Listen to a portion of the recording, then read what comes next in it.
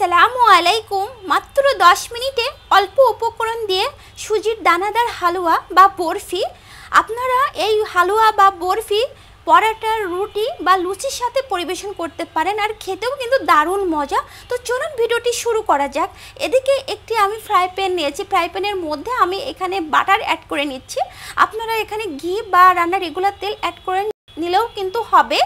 এইবার বাটারটা ভালো করে নেড়ে চেড়ে নিব, আর বাটারটা মেল্ট হওয়া পর্যন্ত অপেক্ষা করে এইবার সুজিটা অ্যাড করে নিব। তো আমি সুজি 1 কাপ নিয়েছি। তো আমি যেভাবে সুজির হালুয়া, দানাদার হালুয়া তৈরি করছি, আপনারা যদি এভাবে ফলো করেন তো আপনাদেরও কিন্তু এইরকম দানাদার হালুয়া এরকমই হবে, আর এইরকম কিন্তু টেস্টও হবে। তো আমি এইভাবে বাটারের মধ্যে ভালো করে এই সুজিটা এইভাবে ভাজা ভাজা করে নেব, তাও আবার 5 থেকে 7 মিনিট মতো। তো চুলার জালটা কিন্তু একদমই লোতে রেখে আমি এই সুজিটা ভেজে নেব। আর যদি চুলার জালটা স্পিডে থাকে তাহলে কিন্তু সুজিটা পুড়ে যাওয়ার চান্স থাকবে। তো সুজিটা আমি একটু ভালো করে ভাজা ভাজা করে এর মধ্যে আমি 1 কাপ চিনি অ্যাড করে নিচ্ছি, আর চিনিটা কিন্তু আমি এই পর্যায়ে অ্যাড করে নিব। সুজি আর চিনি যদি একসাথে এরকম ভাজা ভাজা করা হয় তাহলে সুন্দর একটা গ্রানুল ছড়ায়, আর এই রান্না করার পরেও কিন্তু টেস্টটাও দ্বিগুণ বেড়ে যাবে। তো আমি ভালো করে আবারও 3 থেকে 4 মিনিট মতো এইভাবে লো টু মিডিয়ামে রেখে চুলার জাল এইভাবে আমি ভাজা ভাজা করে নিব। তো দেখলেন তো কত সহজে এরকম সুজির হালুয়া তৈরি করা যায়। তো এইবার আমি গরম পানি অ্যাড করে নিচ্ছি, এখানে 2 কাপ অ্যাড করে নিব। আপনারা এখানে লিকুইড গরুর দুধও অ্যাড করে নিতে পারেন, আবার গোড়া দুধও কিন্তু অ্যাড করে নিতে পারেন। তো আমি এটা স্কিপ করেছি, আমি এখানে পানিটা দিয়েই এই সুজির হালুয়াটা তৈরি করব। আর এই পর্যায়ে আমি একটু লবণ অ্যাড করে নিচ্ছি, একটু মিষ্টিতে লবণ হলে খেতে কিন্তু ভালো লাগে।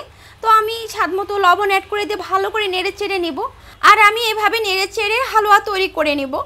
আর এই দানাদার হালুয়াতে দুধ অ্যাড না করলেও কিন্তু হবে, আপনারা শুধু পানি দিয়েও কিন্তু এইভাবে রান্না করলে এর স্বাদটাও কিন্তু দ্বিগুণ বেড়ে যাবে। আপনারা একবার বাসায় কিন্তু ট্রাই করবেন, আর আমার রেসিপি যদি ফলো করে এইভাবে যদি ট্রাই করেন আপনাদের হালুয়াটাও কিন্তু এরকম হবে। তো এই পর্যায়ে অ্যাড করে দিব এলাচের গুঁড়া, আমি এখানে 1 চামচ অ্যাড করে নিয়েছি। এবার আমি এলাচের গুঁড়াটা দিয়েও ভালো করে নেড়ে চেড়ে নেব।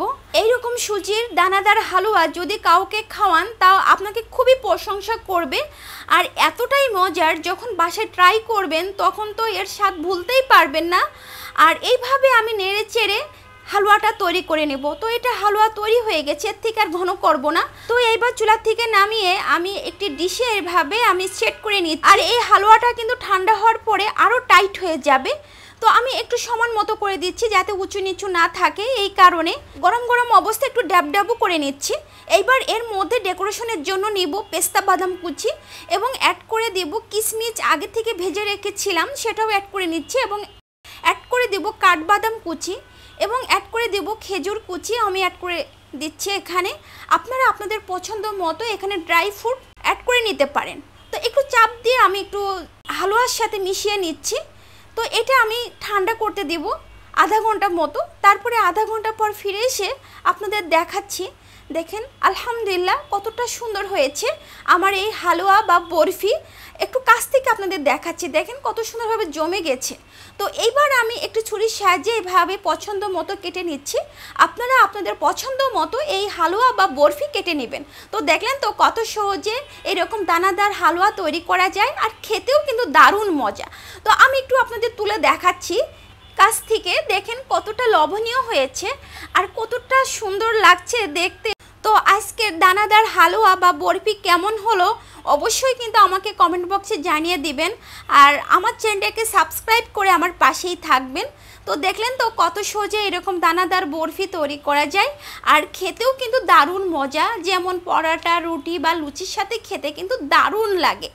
তো একটি হালুয়ার পিস আমি আপনাদের কেটে দেখাচ্ছি, দেখেন কতটা লোভনীয় হয়েছে। আর আপনারা যদি এইরকম পরোটা বা রুটি লুচির সাথে খেতে চান তাহলে ঝটপট কিন্তু এইরকম হালুয়া বা বরফি তৈরি করে ফেলুন, আর খেতেও কিন্তু দারুণ মজা। তো আজ এ পর্যন্ত, আবারও কোনো নতুন নতুন ভিডিও নিয়ে আমি আপনাদের মাঝে হাজির হব। সে পর্যন্ত সবার জন্য দোয়া রইল, ভালো থাকবেন। তো ফি আমানিল্লাহ।